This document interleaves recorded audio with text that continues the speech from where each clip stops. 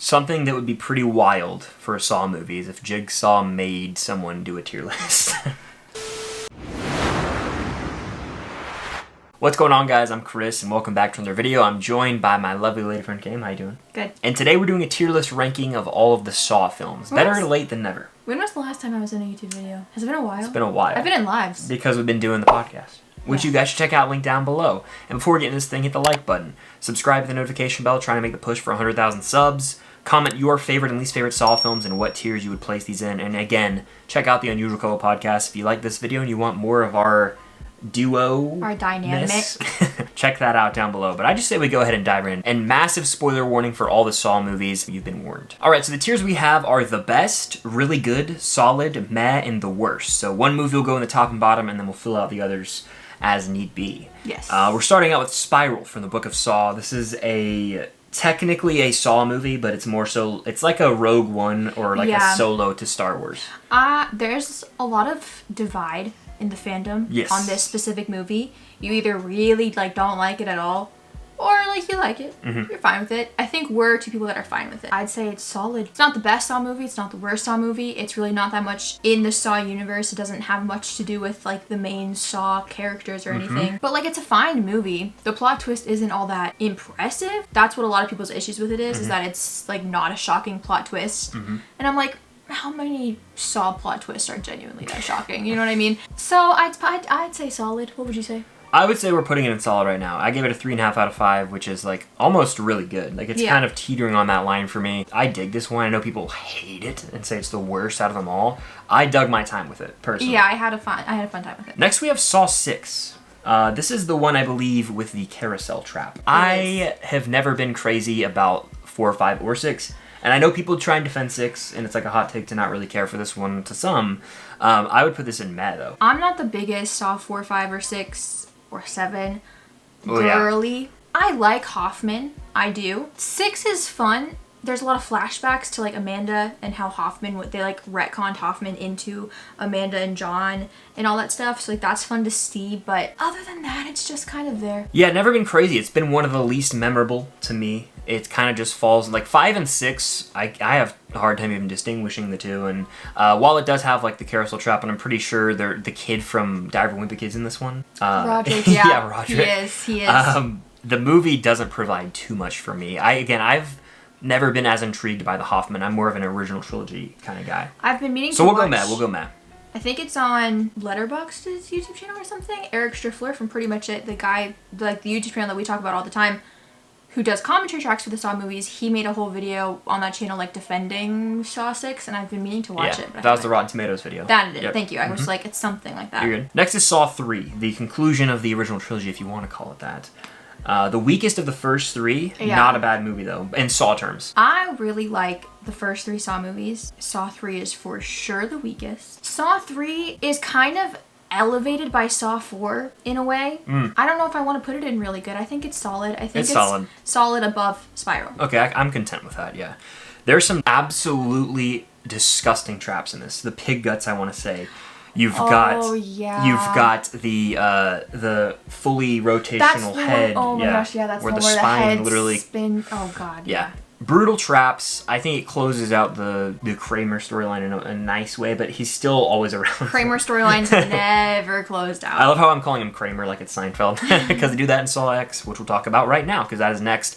I'm going to be honest, this is a really good one. Oh, 100%. Yeah, we're going to put it there right now. It's not the best Saw film. I've seen some people reacting online as it is. I can't agree with that. But the reason this goes in really good is it actually humanizes John Kramer. For the first 30 minutes, it's not even really a Saw movie. It's just about his life and us understanding his situation, and then him getting screwed over by these doctors, essentially. And in a way, it makes you root for the things that he does. He's an evil person, but the people he's going against are even more despicable, arguably. Yeah. And so in a way, it's sort of not enjoying, because there's some really brutal traps, but it's you can... It almost justifies. It's justifiable almost. I think Saw X shows the only time where it's we can give John a pass on the traps that he's doing, at least to the main girl. Yeah. The other people, that are kind of involved, like the girl that's a drug addict and the guy or whatever. Like, who knows how they got roped into all that, so maybe they shouldn't have had to die. Also, but the one that should have died didn't, so. Yeah, so look, this is a good movie. I like the mentorship aspect where we see John fully, like, taking Amanda under his wing. It adds depth to their relationship. There's a great post-credit scene with Hoffman. It's got some of the most disgusting traps because of the realism of them. I had to take my glasses off at one point. I almost had to plug my ears. The sound design. Ugh. Oh, gosh, it was foul. But look, Saw X, really good in terms of Saw films. Wasn't the craziest twist, but like you said, it's hard to keep having those crazy twists in a 10-movie franchise. Yeah. So. I don't think they would ever really be able to top the twist of the first movie. Especially because once you do the first Saw movie and you have the first twist, now everyone's always looking out for a twist in a Saw movie. Like, you're never going to watch a Saw movie and just, like, not expect a twist to be in it. You're always like, oh, what could this person actually be doing, blah, blah, blah, blah. Moving on, we've got Saw 5. This is worse than 6 to me. Takes up right where Saw 4 ends, where Strom is, like, locked in that room, and Amanda's dead, and John's dead, and that girl's head is blown off. Yep. And the other guy's dead. The very end of this movie, a lot of death. The very end of this movie is when Strom does die, though. Yeah, unfortunately. He does. One of the shining lights of 4 and 5. I'd say meh, below 6. Yeah, 6 is a little more memorable. Next we have Saw 2. This is really good. To me, Saw 2, I would argue almost better than Saw X. That's the discussion we have to have. Yeah, I think it's up for debate whether or not 2 is better. I'm a sucker for Saw 2.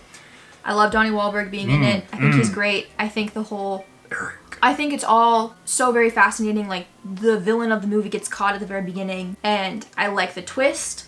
I was gonna wait for this to counter your point where you're like, after the first Saw, you can't really like the twist in this movie is incredible. Like, it is really like good. The recording they're watching the whole movie is old, and the entire movie, Eric's son is in there. Yeah, and the way that it's edited, like when Donnie Wahlberg like goes to the house and he's down in the tunnels at the same time as his son and Amanda, and it looks like they're there at the same time because of the editing, but they're not.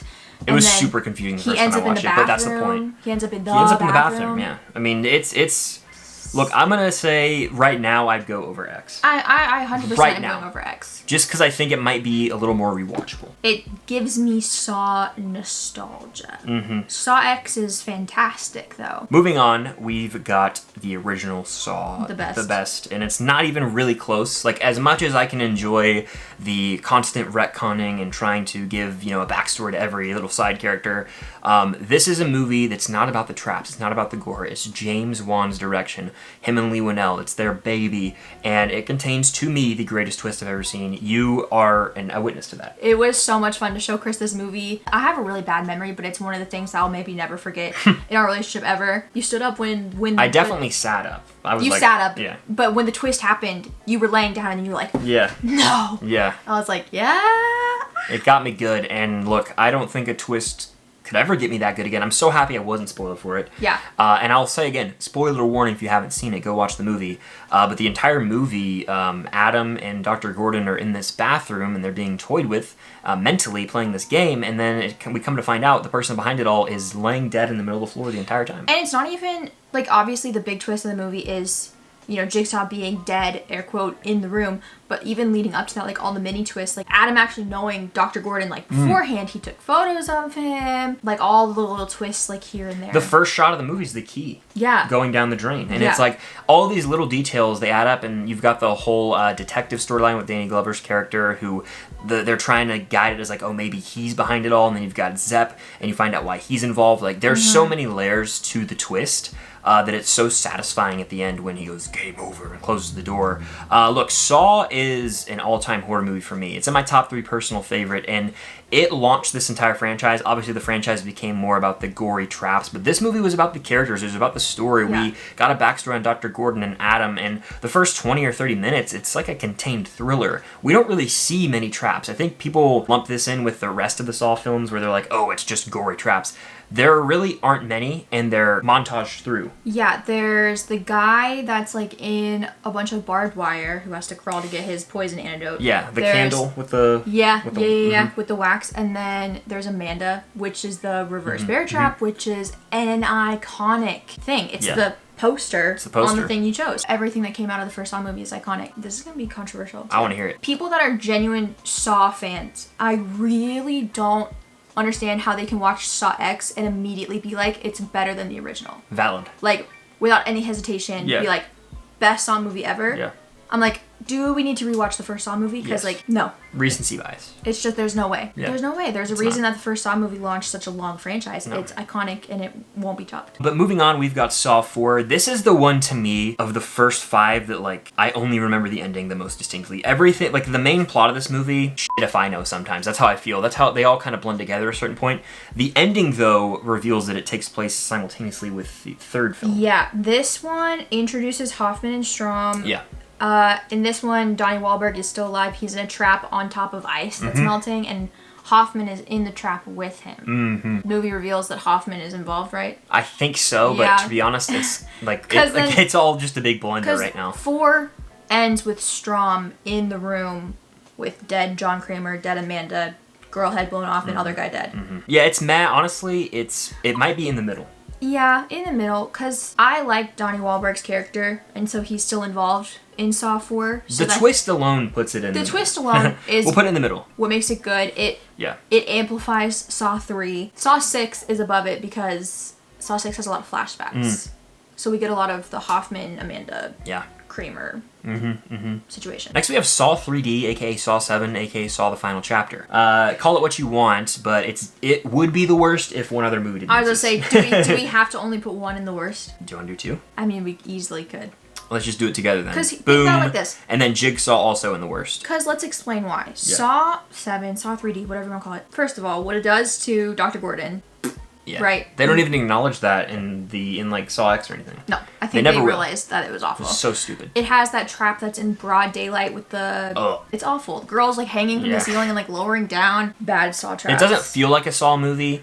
You get Jigsaw wearing the backwards hat to show that he's de-aged. That's an iconic meme. You've got the guy who's faking the fact that he survived a Saw trap. Then he has to go into the trap for reals, and it's like this. It's like the hooks through his chest, right? Gross. Yeah, he has to like climb and stuff. Now look, this movie has its moments.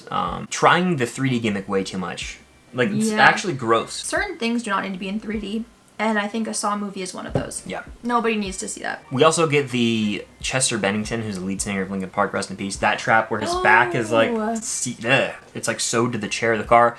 Look, there's some demented stuff in here, but at this point, it felt exhausted. Like it was like, we're done with this franchise. We're good. Yeah. Then you go into Jigsaw, which we also have in the worst. I think this is the worst film in the franchise. I think a lot of people like the twist in Jigsaw. I have a friend who thinks Jigsaw is the second best Saw movie. It's crazy. Unironically. Yeah. And I'm like, okay, weird chant. Because even though the twist is kind of like, oh, wow, like you think John's alive and then he's actually not. We were seeing clips from the past and the two people that are in the current trap were like, this happened 10 years ago. And it's like, okay. I'm not impressed. Look, this movie visually, it might be the least Saw visual film. Because you've got like these CGI traps, the lasers. Remember the like slice the dude's head open at the end? Bad. Everyone's like got a bucket on their head and they have like a chain and then they're trying to like run. Like the traps are just kind of goofy. And they try and retcon in these like younger characters and it doesn't make a lick of sense in my opinion. The big main trap of Jigsaw feels like they're trying to redo the vibes of the big trap in Saw 2 for me. And I'm just like, no. You're just not doing it well enough. It's like a copy of something we've seen, but a cheap knockoff, you know? Yeah, whenever I rewatch all the Saw movies, if I can skip Jigsaw, I do. Yeah, Jigsaw is like the least important to me. I rarely rewatch 7 or Jigsaw. No, yeah, that's why they're at the bottom. They're the worst too, and you can kind of just pick your poison in terms of which one is the worst, but they're the bottom 2 for sure. So just to recap, we've got Saw in the best, then we have Saw 2 and Saw X and really good, Saw 3 and Spiral and solid. In Mad, we have 6, 4, and 5, and in the worst, we have Saw 7 and Jigsaw. So that kind of does it for our tier list of all the Saw films. We'll probably do another when we get Saw 11 if that ever comes out. Do you think it would be after, like, take place canonically after Saw X? Yeah, I think they would find a gap between 2 more movies or something, which there's definitely room to play with. Sure. That post-credit scene could be teeing something up. But with that being said, thank you guys so much for watching. Hit that like button, comment your favorite and least favorite Saw films down below, subscribe to that notification bell to help reach my goal of 100,000 subscribers here on the channel. Check out the Unusual Couple podcast if you want more of us talking on a weekly basis. It is linked down below. But that's going to do it. Thank you guys as always, and until next time, I'll see you guys later.